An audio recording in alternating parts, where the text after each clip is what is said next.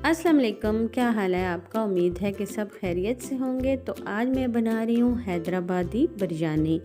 और ये बिरयानी आप बनाकर और खाकर देखें तो आपको सब दाद देंगे और ऐसी बिरयानी बनाने की बार बार फरमाइश करेंगे।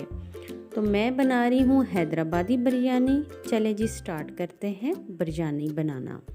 सबसे पहले मैंने ले ली हैं 2 बड़े साइज़ के प्याज और उनको छोटा छोटा काट लिया है।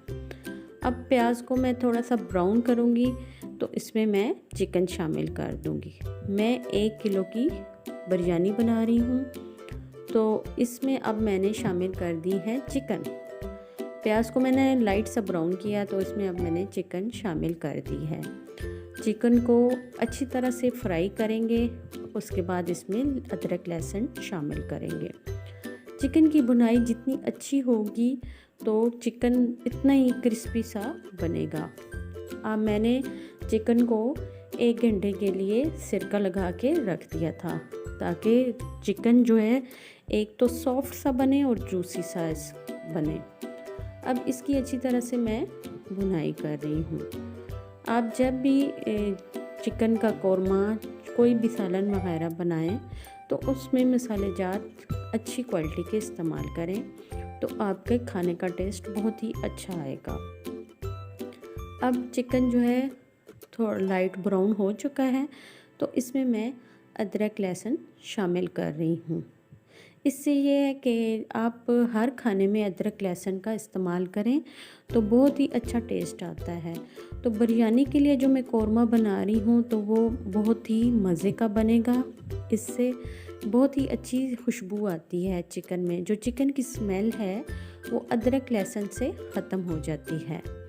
तो अब इसको मैं अच्छी तरह से मिक्स कर लूँगी और थोड़ी देर इसकी भुनाई करूँगी। फिर मैं इसमें टमाटर वो शामिल कर दूँगी। टमाटर और मसालेजात अच्छे होंगे तो आपकी ग्रेवी भी अच्छी बनेगी और कौरमे का टेस्ट भी बहुत ही अच्छा आएगा। तो ये चिकन का कलर चेंज हो चुका है, देखें अच्छी तरह से इसकी भुनाई हो चुकी है। तो इसके बाद इसमें हम टमाटर शामिल कर देंगे। 3 अदद मैंने टमाटर लिए हैं, वो भी बहुत ही अच्छे टमाटर थे, सुरख सुरख से। इससे ये है कि मसालेजात अच्छे होंगे तो कौरमे का कलर भी अच्छा आएगा और टेस्ट भी अच्छा आएगा।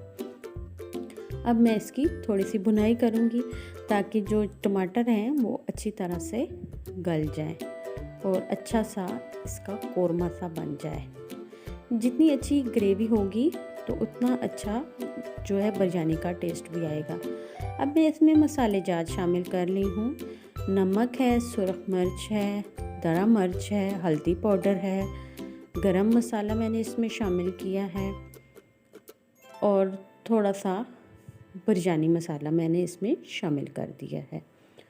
अब इसको अच्छी तरह से मिक्स कर लेंगे ताकि जो मसाला है वो अच्छी तरह से इसमें हल हो जाए।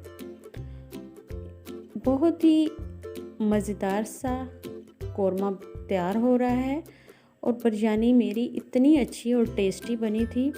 आप एक दफ़ा इस रेसिपी को फॉलो करके बिरयानी बनाएं तो आपकी बिरयानी बहुत ही मज़ेदार और टेस्टी बनेगी। तो ये देखें कितना अच्छा इसका कौरमे का कलर आया है और इसको साथ साथ मैं भून रही हूँ। जब इसका पानी जो ऑयल है वो ऊपर आ जाएगा तो इसका मतलब है कि आपका कौरमा अच्छी तरह से तैयार हो चुका है। अब ये देखें जी, कौरमा बिल्कुल रेडी हो चुका है और इसका कलर भी माशाल्लाह बहुत ही अच्छा आया है।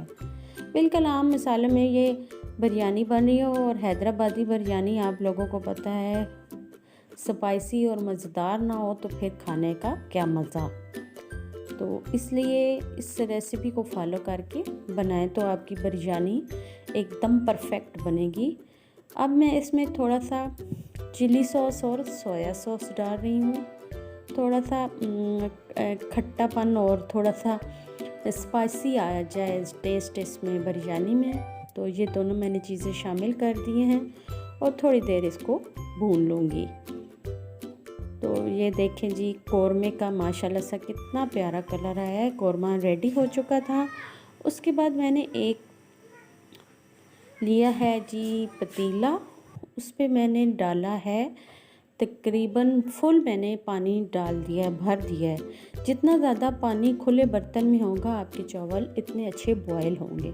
इस पे मैंने 2 चम्मच कुकिंग ऑयल और गरम मसाला वो शामिल कर दिया है। मैंने ज़ीरा है, काली मिर्च है, दालचीनी है, ये सब चीज़ें मैंने इसमें शामिल कर दी हैं।